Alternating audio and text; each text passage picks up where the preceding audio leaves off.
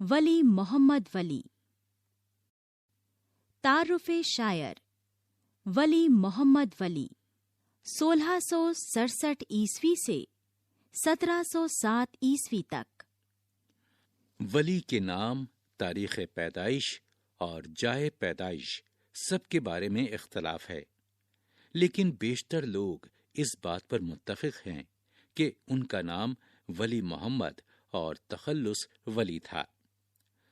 وہ اورنگ آباد میں پیدا ہوئے اور ابتدائی تعلیم وہیں حاصل کی. بعد میں احمد آباد آ کر انہوں نے شاہ وجیہ الدین کی خانقاہ کے مدرسے میں تعلیم مکمل کی اور یہیں شاہ نور الدین سہروردی کے مرید ہوئے. ولی نے فارسی الفاظ اور انداز بیان کی آمیزش سے ایک نیا رنگ پیدا کیا. ولی کے کلام کا یہ نیا رنگ نہ صرف ان کی مقبولیت کا باعث بنا، بلکہ اس زمانے کے دہلی کے شعراء نے بھی اس کا اثر قبول کیا اور وہ بھی اسی انداز میں شاعری کرنے لگے. ولی کے اثر سے دہلی میں اردو شاعری کا چلن عام ہوا، جو آگے چل کر روز بروز ترقی کرتا گیا. ولی کا انتقال احمد آباد میں ہوا. ولی اپنے زمانے کے سب سے بڑے شاعر تھے.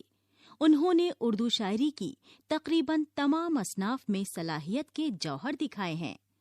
ولی سے پہلے قصیدہ اور مثنوی کا رواج زیادہ تھا.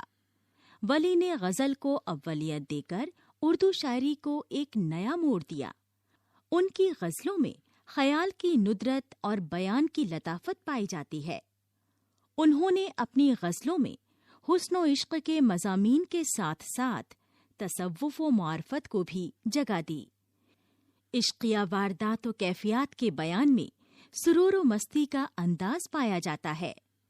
ولی محبوب کے حسن کے داخلی اثرات کے ساتھ ساتھ اس کے خارجی اوصاف کا بیان بڑے پرلطف اور دلکش انداز میں کرتے ہیں.